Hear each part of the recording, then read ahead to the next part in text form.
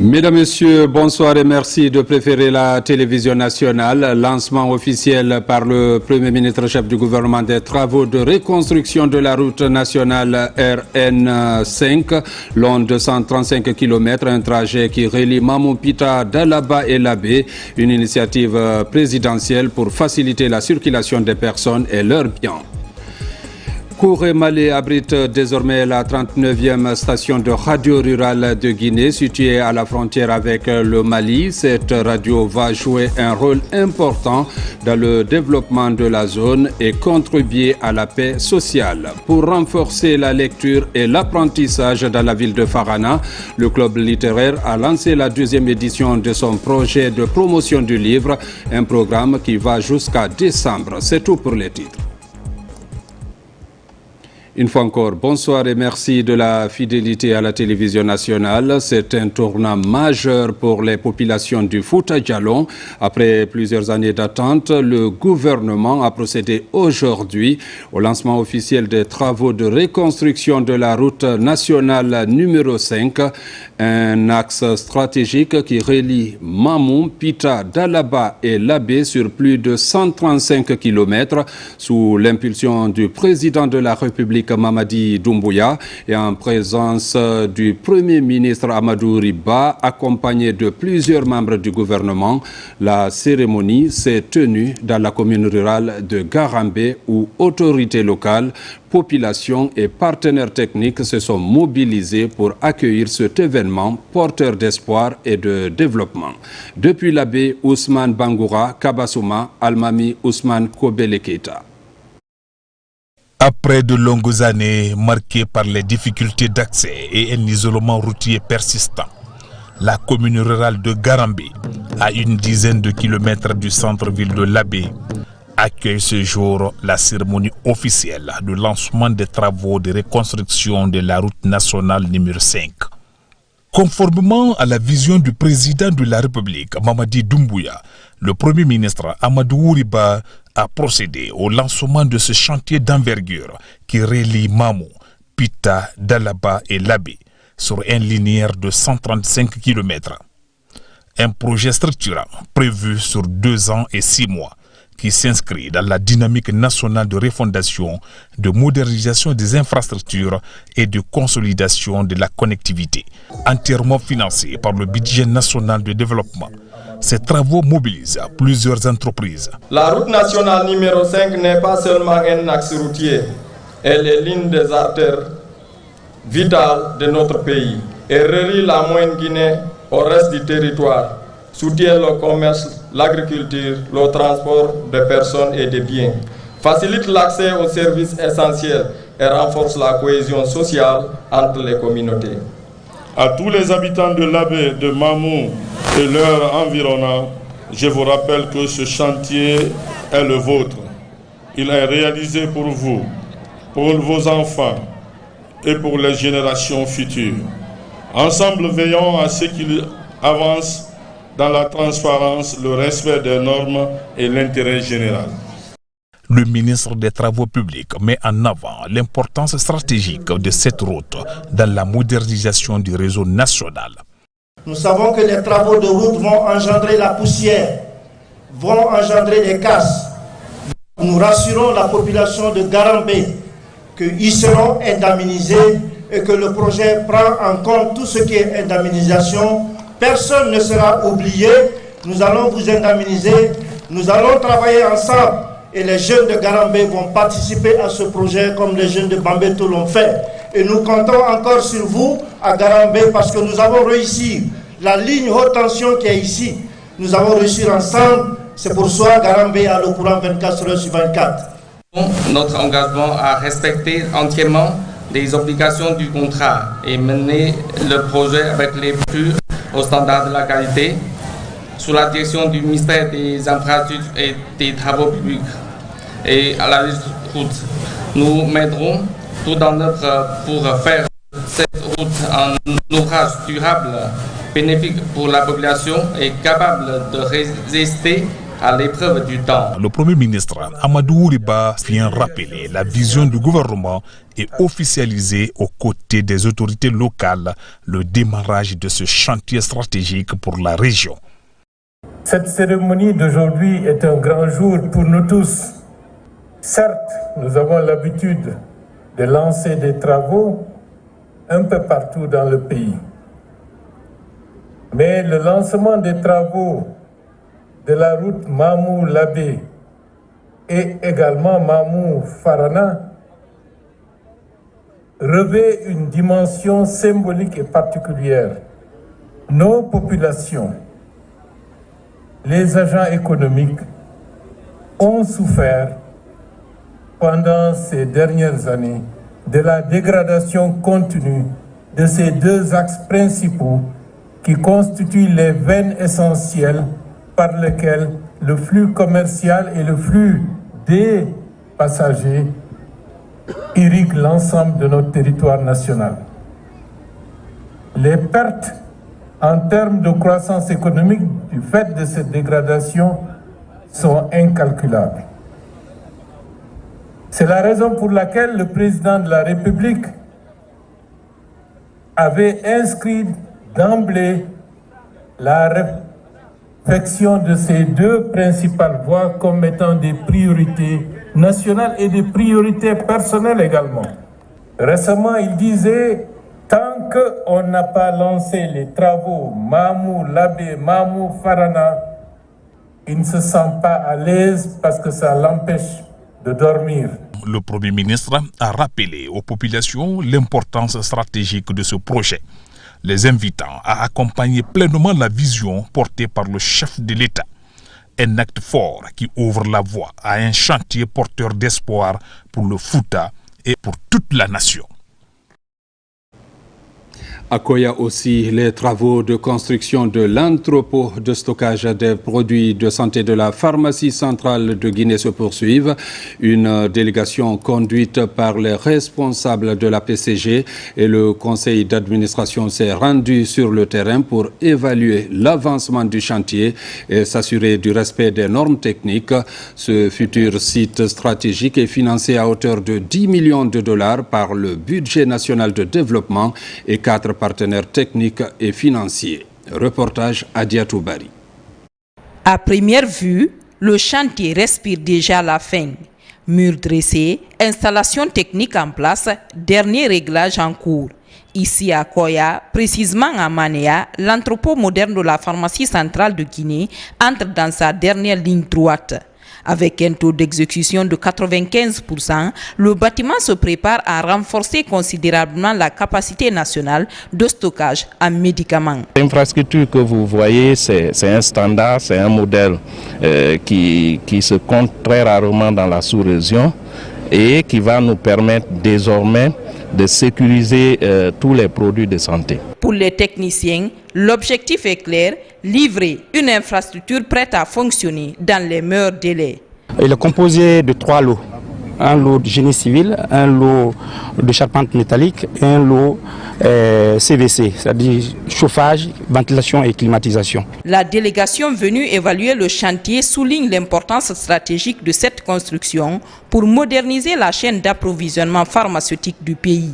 Nous sommes satisfaits par la performance que nous avons vue ce matin. Nous ne pouvons que lancer un appel solennel aux autorités de la transition. D'abord, les remercier pour tous les efforts qu'ils ont fournis pour le secteur pharmaceutique, mais les demander très humblement de nous assister davantage afin que des entrepôts comme ça soient construits au niveau de toutes les agences de la République de Guinée. Nous venons de faire la visite et c'est une visite qui nous a soulagés. Avoir un tel bijou à travers soi pour son pays, il faut remercier les autorités. Encore quelques jours de finition et l'entrepôt de Manéa pourrait être opérationnel, marquant une étape majeure dans la sécurisation des produits de santé à tous les niveaux de la pyramide sanitaire. Comme annoncé, la campagne électorale a démarré depuis hier vendredi sur toute l'étendue du territoire national. Ce matin, à la Haute Autorité de la Communication, les 9 candidats en lice étaient face au commissaire de la HAC. Objectif, procéder au tirage au sort sur l'ordre de passage dans le journal de campagne et la signature du code de bonne conduite souhaité par la HAC. A rappelé que les candidats absents à la rencontre se sont fait représenter par leur mandataire. Reportage Alpha Isiagaba, Ousmane Ouatt Sissé. C'est officiel, chaque candidat à l'élection présidentielle connaît son équipe multimédia ainsi que son ordre de passage dans le traditionnel journal de campagne de la radiodiffusion télévision guinéenne. Le tirage au sort est effectué par une issue de justice. Le premier qui va passer à l'RTG, nous avons M. Mohamed Cherif Tungara, Elhaj Bouna Keita, M. Mamadi Doumbouya, Abdoulaye Kourouma, Mohamed Nabé, Abdoulaye Yerobalde, Ibrahim Abdessila, Makale Kamara et enfin Lansana Faya Milimono. Ça a été fait dans la transparence totale. On a vu que nous sommes satisfaits, tout a été transparent et tout a été bien expliqué et nous avons compris ce qui a été dit. Durant toute la période de la campagne, tous les candidats seront traités de manière équitable. Nous avons ouvert 3 créneaux pour chaque parti politique ou chaque candidat. Il y a ce que nous avons appelé le journal de campagne. Il est traditionnel. Et pour la présidentielle, chaque candidat ou chaque parti politique ayant présenté un candidat aura un temps d'antenne quotidien. Et nous avons fixé ce temps d'antenne à 7 minutes. Donc dans le journal de campagne, tous les jours, chaque candidat aura 7 minutes. Vous êtes 9, ça nous amène aux alentours de 1h15 minutes. Et je n'aimerais pas que les gens confondent le journal de campagne et le journal du 20h30. Le 20h30 reste un journal normal, comme en temps normal. Dans ce journal, aucune campagne ne peut être faite dans le journal télévisé de 20h30. Et tous les éléments de campagne devront être diffusés dans ce journal de campagne. Et ce journal sera diffusé juste après le journal de 20h30. Deuxième créneau que nous avons créé, c'est face aux électeurs. Nous voulons donner la possibilité aux candidats, aux mandataires ou à son représentant ou à leur représentant de se mettre face aux électeurs pendant 60 minutes. Le candidat, son mandataire ou son représentant sera interrogé par 3 journalistes. 2 journalistes choisis par la radio-télévision guinéenne et un journaliste choisi par le candidat lui-même. Cette émission ne sera diffusée qu'une fois pour chaque candidat. Et vous verrez dans la décision qu'on a publiée, cette émission passera pendant les 9 avant-derniers jours de la fin de campagne. Donc du 16 au 24. Le troisième créneau que nous avons ouvert pour vous, candidats, c'est 5 minutes pour convaincre. Nous avons pensé qu'à la fin de la campagne, il était bon de donner la parole aux candidats ou à ses représentants pour dire aux électeurs, comme on dirait, son dernier mot avant la clôture de la campagne. Et les 5 minutes pour convaincre seront diffusées le 25 décembre, c'est-à-dire le dernier jour de campagne. La campagne électorale s'étendra sur un mois. Les candidats absents se sont fait représenter par leurs mandataires. Tous ont signé le code de bonne conduite des médias, un passage obligatoire pour garantir une campagne sereine et respectueuse de la quiétude sociale. Et puis ce communiqué de la Haute Autorité de la Communication relatif aux circulaires de propagande de campagne pour l'élection du président de la République. La Haute Autorité de la Communication HAC, conformément à l'article 58 du Code électoral relatif aux circulaires de propagande de campagne, informe que chaque candidat en liste pour l'élection du président de la République peut faire imprimer et adresser aux électeurs durant la campagne électorale une circulaire de propagande comprenant une feuille en recto verso de format 21 x 27 cm, l'utilisation du drapeau guinéen ainsi que la juxtaposition des 3 couleurs rouge, jaune, vert avec l'emblème national sont interdites. La circulaire de propagande de campagne est soumise à la formalité du dépôt légal auprès de la Haute Autorité de la Communication. L'impression des circulaires est à la charge des candidats. Le test de la circulaire doit être uniforme pour toutes les circonscriptions électorales. La distribution de toute circulaire de propagande de campagne non déclarée auprès de la HAC reste formellement interdite sur l'ensemble du territoire national. Par ailleurs, chaque candidat peut produire et soumettre auprès de la HAC une version électronique de la circulaire s'il décide de la publier sur un site Internet. Dès la date de l'ouverture de la campagne électorale et après vérification par la HAC de la conformité de la version numérique de la circulaire au test imprimé, les circulaires peuvent être mises en ligne par les candidats. Si la HAC constate une différence manifeste entre la version imprimée de la circulaire et sa version numérique, elle n'autorise pas la mise en ligne de cette dernière. La HAC sait compter sur la compréhension des candidats à l'élection du président de la République. Conakry, le 28 novembre 2025, signé le président Boubacar Yassine Diallo. Après avoir lancé la radio rurale de Bofa, le ministre de l'Information et de la Communication a lancé la station de Kouré-Malé, une nouvelle radio rurale qui désenclave médiatiquement une bonne partie du territoire assigiri. Située à la frontière avec le Mali, cette radio va jouer un rôle important dans le développement de la zone et contribuer à la paix sociale. Plus de détails avec Tierno Ousmane Diallo. À Kouré-Malé, c'est dans une ambiance digne d'un grand jour de fête que les populations ont accueilli le ministre de l'Information et de la Communication Fana Souman pour l'inauguration de la 39e radio rurale de la Guinée. Le moment est historique pour des populations en zone frontalière qui jusque-là avaient recours à des radios étrangères pour s'informer. Désormais, à travers leur radio rurale, elles ont accès à des informations locales et peuvent partager leurs préoccupations ou tout simplement leur quotidien. Nous venons d'inaugurer la 39e radio rurale du pays. Depuis 1958, Kouré-Malé n'avait pas bénéficié de radio rurale. Et aujourd'hui, grâce à l'appui du chef de l'État, de son ministre de l'Information et de la Communication et de la commune rurale de Kouré-Malé, cette localité aujourd'hui a sa radio rurale. En venant à Kouré-Malé, vous apportez un signal fort, celui de rapprocher davantage l'État de ses citoyens, de soutenir les initiatives locales et de promouvoir une communication responsable, inclusive et adaptée aux réalités de nos communautés.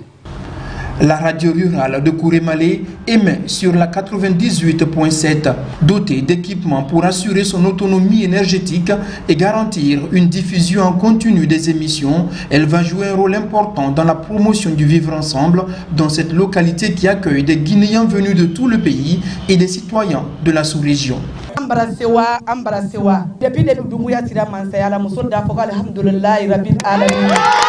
Nous sommes contentes, à vrai dire, depuis l'arrivée du président Mamadi Doumbouya, les préoccupations des femmes sont prises en compte. Cette radio ici à Kouré-Malé en est une illustration.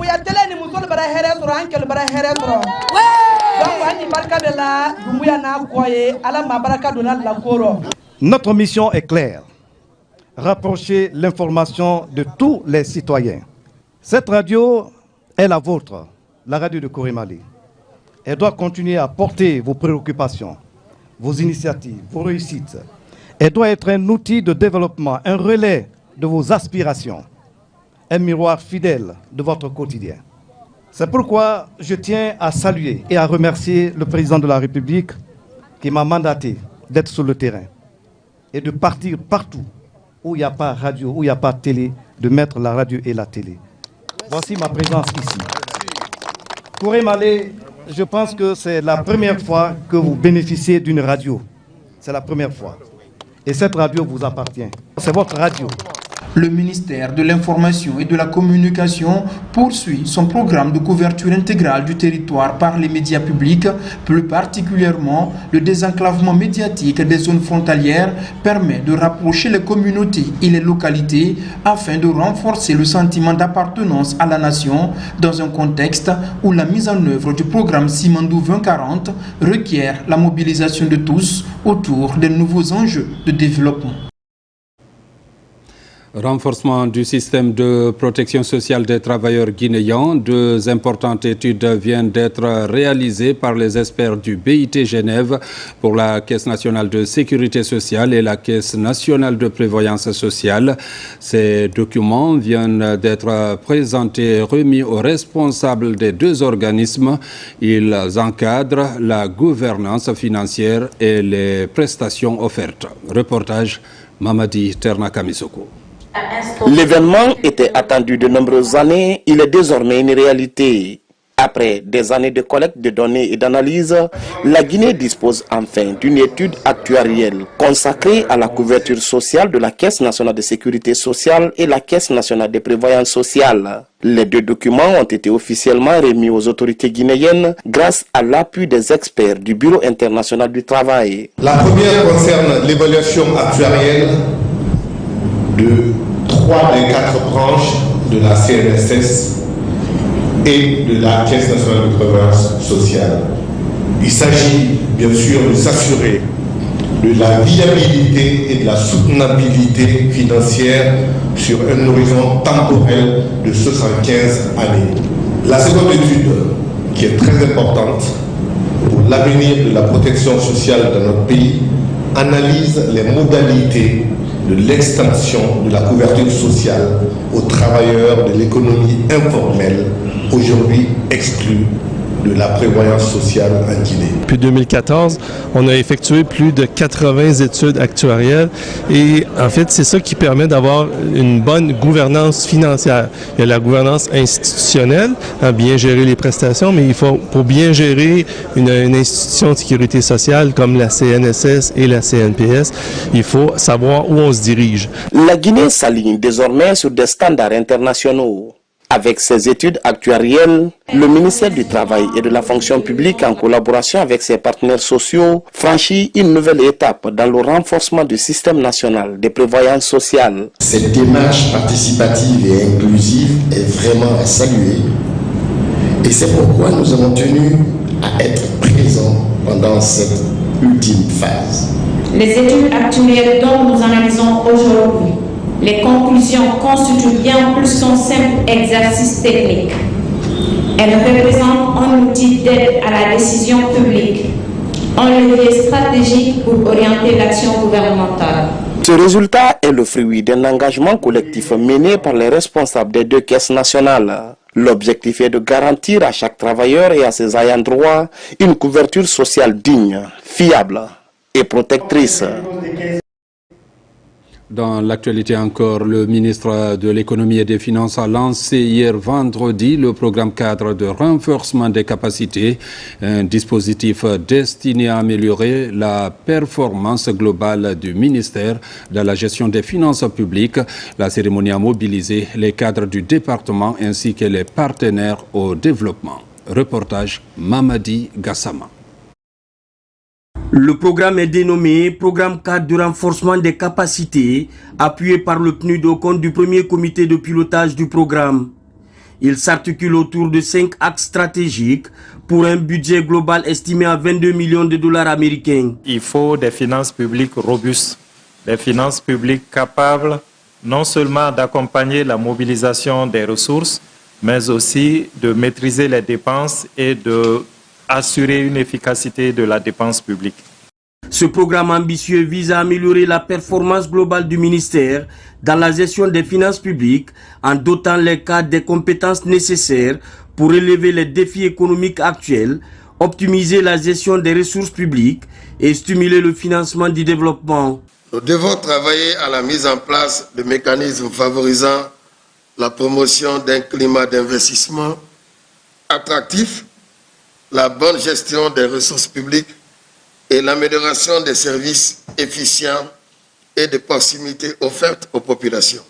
Il convient de souligner que ce programme cadre n'est pas qu'une simple initiative technique. Il représente une vision partagée de notre avenir où chaque Guinéen pourra bénéficier des fruits de notre croissance.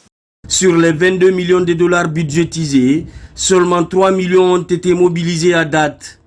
Le ministre de l'Économie et des Finances appelle donc les partenaires à soutenir davantage la Guinée afin de combler ce gap de financement, estimé aujourd'hui à 19 millions de dollars. La diplomatie économique guinéenne aussi franchit une nouvelle étape. Une rencontre de cadrage s'est tenue récemment autour du programme d'appui à la diplomatie économique, à l'intelligence stratégique et à la coopération internationale. Une initiative portée par le ministère des Affaires étrangères avec l'appui du PNUD, Programme des Nations Unies pour le développement, pour renforcer l'influence de la Guinée sur la scène économique et internationale. Reportage Makeme Keleti Donzo, Moussa Bangoura. C'est une rencontre de cadrage autour du programme d'appui à la diplomatie économique, à l'intelligence stratégique et à la coopération internationale, plus connu sous le nom de PRODEIC.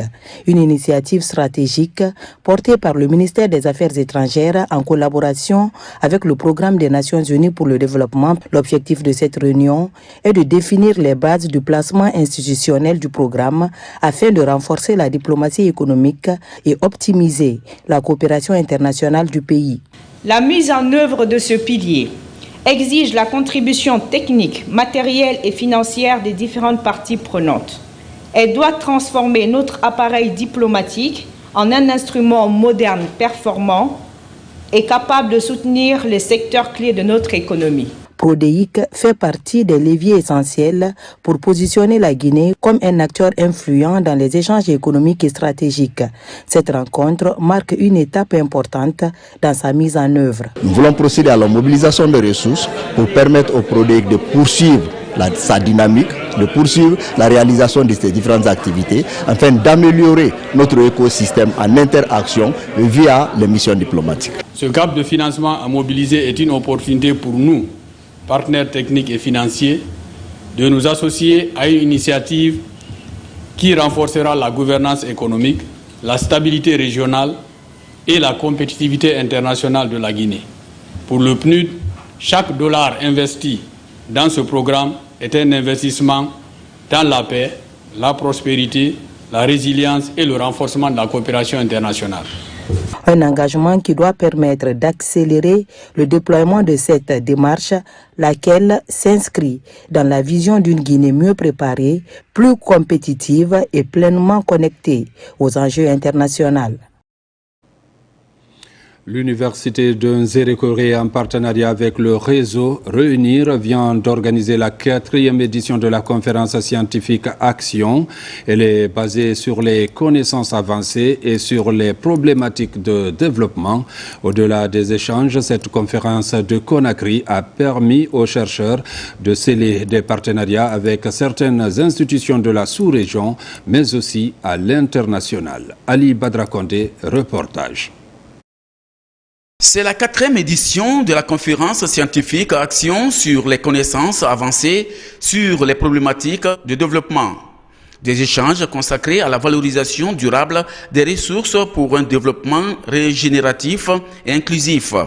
Cette initiative conjointe du réseau Réunir et de l'Université des Nzérékoré s'impose comme un rendez-vous incontournable pour les chercheurs et étudiants de la sous-région. Elle a été une occasion de tisser des partenariats entre ces différentes institutions des différents pays afin de mieux qualifier nos systèmes d'enseignement supérieur et de recherche scientifique respectifs. C'est très bien passé. On est très content d'avoir organisé en Guinée.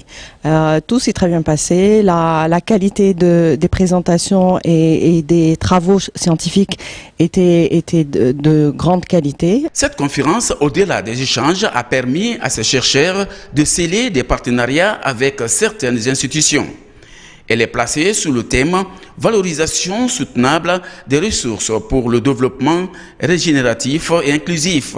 En tant que doctorante, c'était l'opportunité pour moi de venir présenter mes travaux et d'apprendre auprès d'éminents chercheurs, d'éminents enseignants-chercheurs qui sont déjà expérimentés dans le domaine. Ces 3 jours de travaux intenses ont aussi permis aux chercheurs guinéens de présenter aux partenaires le résultat de leurs travaux de recherche. Pour la 5e édition, rendez-vous est donné au Sénégal, pays de la Teranga, au compte de l'année 2026. Le repositionnement de l'éducation en Guinée occupe une place importante sous l'ère CNRD. Le gouvernement guinéen travaille pour l'amélioration des conditions d'enseignement, d'apprentissage et pour une éducation de qualité. Ce samedi, le ministre de l'Enseignement lance un appel à l'endroit des acteurs de l'éducation à l'orée de l'élection présidentielle. Jean-Paul Sédi invite tous les syndicalistes à cultiver la paix et à donner la chance au dialogue social initié par le gouvernement pour un terrain d'entente. L'annonce a été faite aujourd'hui à l'occasion d'une rencontre sur le vivre ensemble. Compte rendu, Abdul Aziz Baldé. La qualification du système éducatif en Guinée est plus que jamais une des priorités du gouvernement. Le ministère de l'enseignement préuniversitaire est à peu d'œuvre pour améliorer les conditions de l'enseignement-apprentissage. Ce week-end, à l'occasion d'une rencontre sur la paix et le vivre ensemble dans la commune de Lambaye, Jean-Paul Sédi appelle les acteurs du système éducatif à privilégier la concorde et la cohésion sociale. Je souhaite que les enseignants participent à l'instauration de la paix dans ce pays, qu'ils donnent des opportunités au gouvernement d'arriver à un équilibre, parce que nous sommes convaincus que l'avenir de la Guinée, l'avenir immédiat, sera radieux et ça sera l'occasion de régler toutes les frustrations, toutes les attentes qui sont en train de se poser. Mais si on ne nous donne pas cette opportunité et que ce soit nous qui soyons indexés comme étant le frein, ça va me chagriner. Mais nous nous battons pour cela, nous sommes tous des éducateurs. Je pense que les enseignants comprennent, je pense que les syndicats en tant que syndicats comprennent et je pense que la population aussi comprend bien qu'on se bat pour le bien de tous. Ce même message de paix est adressé à l'ensemble de toutes les couches socio-professionnelles de la Guinée à moins de 2 mois de l'élection présidentielle. La Guinée est en train d'aller vers des échéances très importantes qui dépassent nos individus et qui mettent en jeu la nation tout entière. Il est important que nous soyons présents, que nous ne soyons pas à côté de cette démarche qui est la démarche des 99% des Guinéens. Le ministre Jean-Paul Sédi rappelle les uns et les autres à privilégier l'intérêt national afin de faire de l'éducation un levier du développement durable. Scolarisation de la jeune fille aussi, le gouvernement guinéen et ses partenaires en font une priorité. La 4e édition de la caravane Relief, portée par la francophonie, a sensibilisé du côté de Soya dans la préfecture de Mamou. Objectif, informer et sensibiliser les citoyens sur l'impact de la scolarisation des jeunes filles et le maintien des filles à l'école. Reportage Mamadou Patebalde. En Guinée, l'éducation des jeunes filles constitue une priorité pour le gouvernement et ses partenaires. Appuyée par la francophonie, cette initiative vise à encourager et à maintenir les jeunes filles à l'école. À Mamou, c'est la sous-préfecture de Soya que les porteurs du projet de la 4e édition de la caravane Relief ont été accueillis. Je suis très ravi pour l'organisation, pour le choix porté sur ma délégation. Si la fille est maintenue à l'école, ça c'est une bonne chose, non seulement pour son épanouissement, pour la nation et même pour le monde entier, parce qu'une fille scolarisée, c'est l'éducation du monde entier. Et la caravane vient augmenter, accroître ses efforts dans notre région et nous sommes prêts à appuyer davantage tous ces efforts pour pouvoir booster l'éducation de la jeune fille. Le thème retenu cette année est « Je roule pour plus de filles à l'école ». Une façon pour les initiateurs de sensibiliser les élèves et leurs parents sur l'importance de la scolarisation et le maintien des jeunes filles à l'école. Les engagements qui ont été pris par les autorités ici nous encouragent. Après une année, on viendra vérifier si ces engagements ont été mis en œuvre et de telle sorte qu'on puisse continuer et qu'on soit sûr qu'au niveau de Soya, au niveau de Mamou, l'égalité de droits entre les femmes et les hommes sont respectées. Que quand les filles et les garçons viennent à l'école, c'est de les prendre au même pied d'égalité. Les filles et les garçons ont même droit. Et aussi informer les parents que de ne pas laisser les filles aller vendre. Parce que la plupart dans nos villes ici, les filles sont mobilisées pour aller faire de petits commerces. Appuyé par le ministère de l'enseignement préuniversitaire et de l'alphabétisation, cette approche favorise la promotion d'une éducation inclusive et équitable dans la région administrative de Mamou. Sensibilisation sur la paix, le vivre ensemble et l'unité nationale. L'initiative est portée jusque sur l'île de Kassa par l'Alliance nationale des femmes où le bureau local de cette alliance dénommé J'aime ma Guinée est également installé. Reportage Pascaline Yomalo, Sonasagnon. De Kaloum à Kassa, l'Alliance nationale des femmes J'aime ma Guinée poursuit sa campagne de sensibilisation en faveur de la paix, du vivre ensemble et de l'unité nationale. À l'approche de l'élection présidentielle, ce mercredi, l'île de Kassa a accueilli une rencontre à la Maison des Jeunes, réunissant autorités locales et populations autour de la prévention des conflits liés au processus électoral. Nous sommes là aujourd'hui pour rappeler le rôle de la femme dans la prévention des conflits liés aux élections. Les conflits pendant, avant et après les élections, dans leur quotidien, dans les marchés, dans tout ce qu'elles entreprennent pour vraiment prévenir tout ce qui peut empêcher notre cohésion sociale dans notre pays. Les élections, ce n'est pas la guerre. Les élections, ce n'est pas la haine. Les élections, ce n'est pas pour que vous ne parlez plus avec votre voisin. Donc, chacun est libre d'aller faire son choix. La rencontre a également permis d'installer le bureau local de l'Alliance des femmes chargé de coordonner les actions de terrain dans la localité. À l'approche des élections, veillons sur nos enfants. Que la politique ne nous divise pas. Donnons-nous la main pour une élection apaisée. L'Alliance prévoit d'étendre cette campagne sur tout le territoire d'ici au scrutin afin d'accompagner les populations et de contribuer à un processus électoral serein et maîtrisé. Comment favoriser un climat de paix et de stabilité avant, pendant et après l'élection présidentielle du 28 décembre 2025? C'est la préoccupation majeure des acteurs sociaux et les institutions internationales. Dans ce registre, des initiatives se multiplient pour sensibiliser les citoyens face aux représentants des partis politiques, de l'État, des autorités morales. Les acteurs sociaux ont mis l'accent sur la préservation de la paix en Guinée. Reportage Nabilaï Moussa Kamara.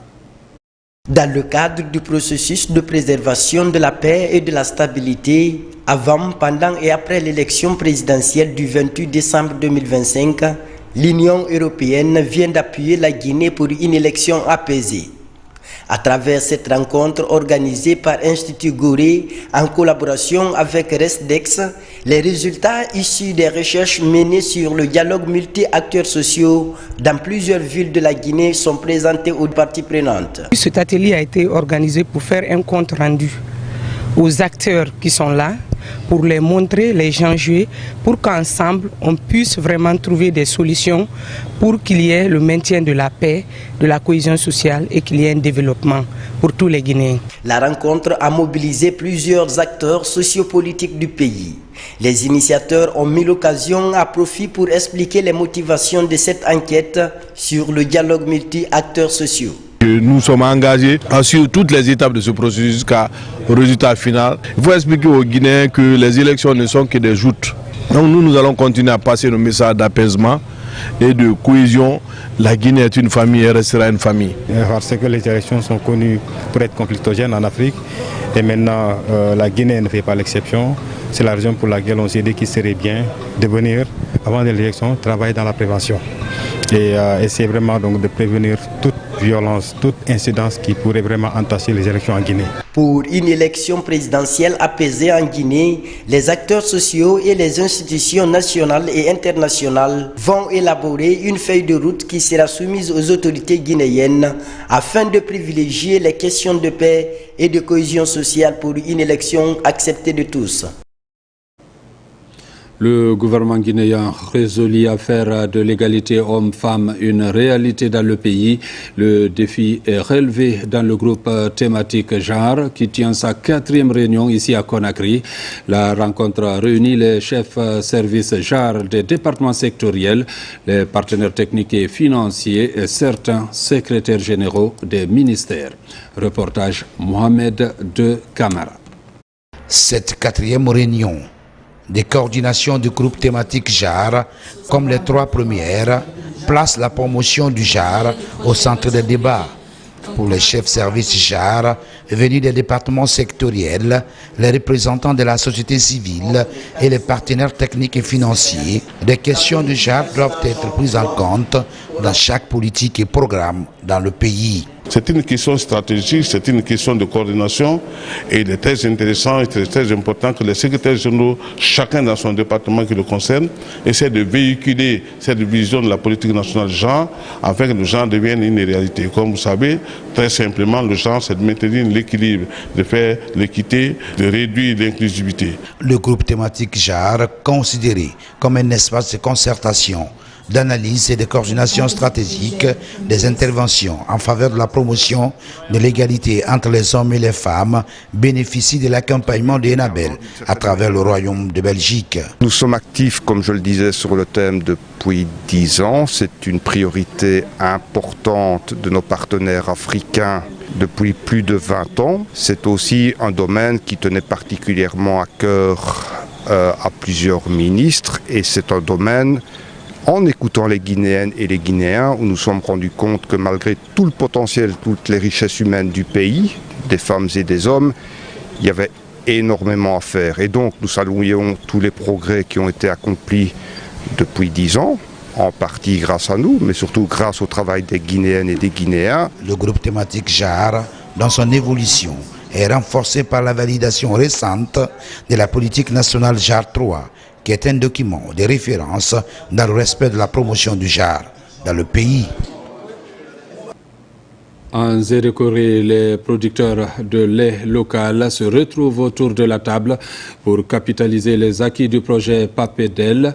Le but est de contribuer à la promotion de l'emploi jeune à travers l'amélioration de la chaîne de valeur de la filière lait local en Guinée forestière.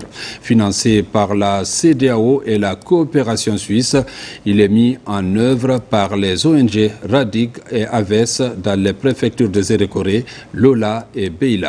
Lancé Kamisoko. Capitalisation du projet d'appui à la promotion de l'emploi jeune pour le développement de la filière lait locale en Guinée forestière. Dans cet espace d'échange, un dialogue direct est animé entre les acteurs de mise en œuvre sur les réussites et les manquements enregistrés depuis son lancement. Là où nous sommes arrêtés, il faudrait que ça soit continuel parce que ça emploie beaucoup de personnes dans le pays. Il y a tellement de lait en Guinée, surtout en Guinée forestière, si ce n'était pas dû au conflit, mais ça peut employer encore de plus. C'est pour que l'on sache qu'est-ce qu'il faut encore pour améliorer de plus la transformation du lait local à Yaou et autres sous-produits laitiers. Cette capitalisation du projet, des acquis du projet, vraiment, ça nous aide aussi à faciliter les activités sur le terrain et les bénéficiaires aussi pour la pérennisation des acquis du projet. Tu sais, le projet évolue aussi pour l'amélioration de la qualité des laits. Des renforcements de capacités sur la transformation du lait local à l'équipement des groupements d'intérêt économique que du chemin parcouru par les bénéficiaires quand on sait qu'il n'y avait aucune base à l'entame de cette initiative. Grâce à eux, on s'est débrouillé pas mal aujourd'hui, on sait faire du lait, donc on les remercie infiniment. On a eu des machines pour mieux faire du lait, on nous a beaucoup formés pour mieux nous aider. Même si le projet est fini, nous sommes capables de produire du lait, de nous aider nous-mêmes. Je sais maintenant transformer le lait et les ingrédients on entre au marché. Ces appuis de différents niveaux sont pris en charge par la Communauté économique des États de l'Afrique de l'Ouest CEDEAO et de la coopération suisse dans le but d'offrir aux acteurs du monde rural des moyens de subsistance et d'amélioration des conditions de vie. À l'Abbé, la 4e édition de la Semaine nationale de la sécurité routière a été lancée par les autorités. Une action citoyenne qui vise à former et sensibiliser les transporteurs pour plus de prudence dans la circulation routière. Reportage Sarafdine Diallo, Nabila Moussa Kamara.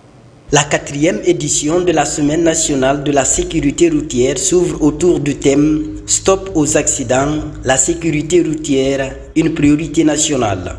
Un appel urgent face à la hausse des drames sur nos routes. Excès de vitesse, non-respect du code, vétusté des véhicules, les causes sont connues. La Guisée réaffirme d'ailleurs son engagement à réduire de 50% la mortalité routière d'ici 2030, conformément à la décennie d'action pour la sécurité routière. Pour traduire ces thèmes en actes, notre stratégie repose sur 3 piliers. Application rigoureuse et sans faiblesse du code de la route, sécurisation des points noirs et amélioration de la signalisation routière, campagne intensive de sensibilisation ciblée sur les comportements. Mais ce combat ne sera gagné qu'avec la mobilisation de chacun d'entre nous. À l'Abbé, les transporteurs réunis au sein de leur syndicat promettent de mettre en pratique les formations et sensibilisations reçues. La sécurité routière est une responsabilité partagée. Il est essentiel que nous prenions tous des mesures pour réduire les accidents de la route et protéger les vies humaines. Notre engagement, c'est de vraiment informer et de sensibiliser l'ensemble des chauffeurs et transporteurs de la région de l'Abbé et en Guinée en principe à propos de ces accidents de circulation. Selon l'Agence guinéenne de la sécurité routière, entre janvier et octobre 2025, 195 décès et près de 1100 blessés ont été enregistrés dans les accidents de la circulation. La 2e édition du projet Livre a démarré à l'ISAF de Farana.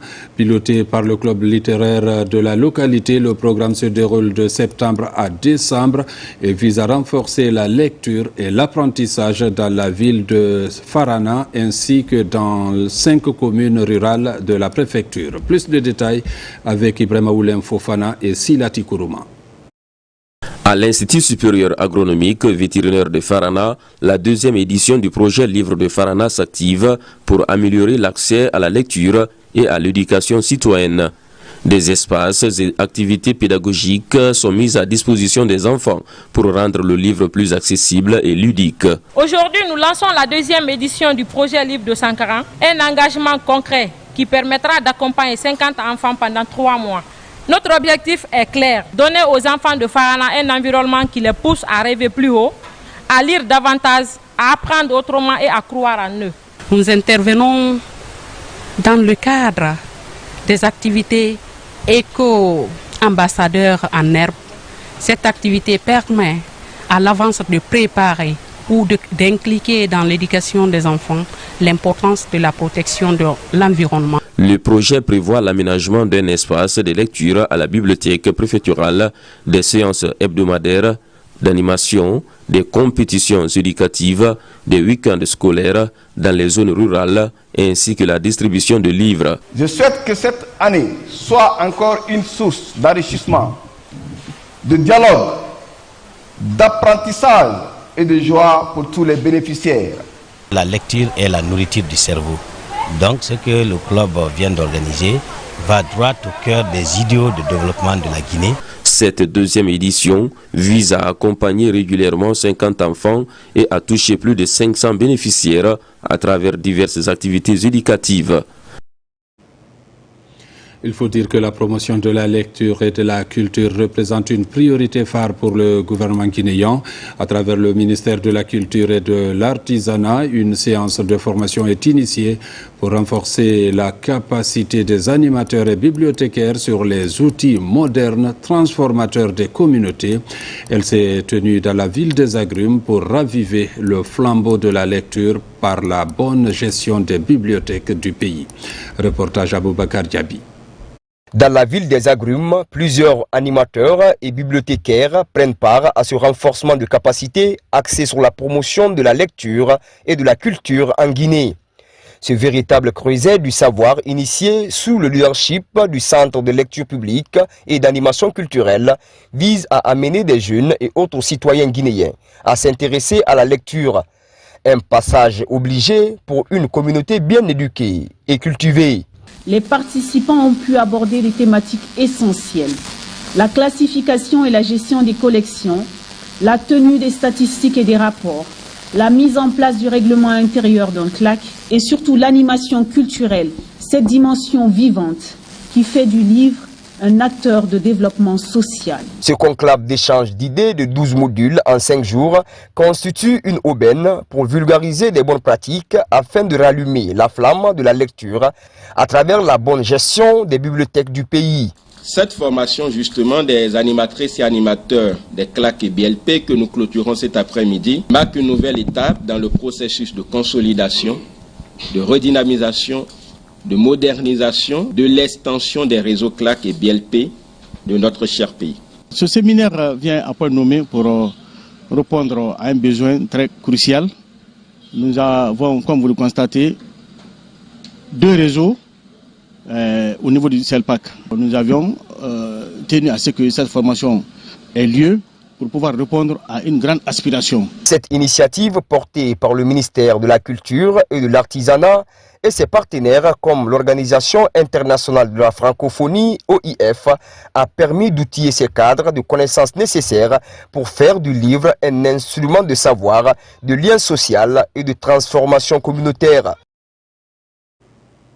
Nous sommes en novembre, mois de sensibilisation au diabète. Cette année encore, professionnels de santé et associations rappellent l'importance de l'activité physique, de la prévention comme dans la gestion de la maladie. Reportage Alpha Yayasila, Marouane Kamara.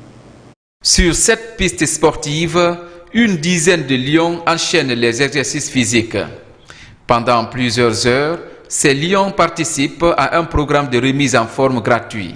Objectif, bouger plus pour contrôler la glycémie et réduire le risque de développer un diabète. Le thème cette année pour lutter contre le diabète, c'est santé et bien-être au travail. Aujourd'hui, nous nous sommes retrouvés tous ici au 2 octobre pour faire du sport. D'abord, on a fait des activités physiques. Après, on a fait un tournoi de foot et nous avons clôturé par la remise de trophées. Selon les spécialistes, une activité physique modérée réduit jusqu'à 40% le risque de développer un diabète de type 2. Pour les personnes déjà atteintes, elle aide à stabiliser la glycémie, à réduire l'utilisation de certains traitements et à améliorer la qualité de vie. Pour l'épanouissement de nos différentes entreprises, il est important pour chacun de nous de savoir que le diabète ne se soigne pas seulement à l'hôpital. Nous devrons prendre soin de notre santé à travers les activités physiques.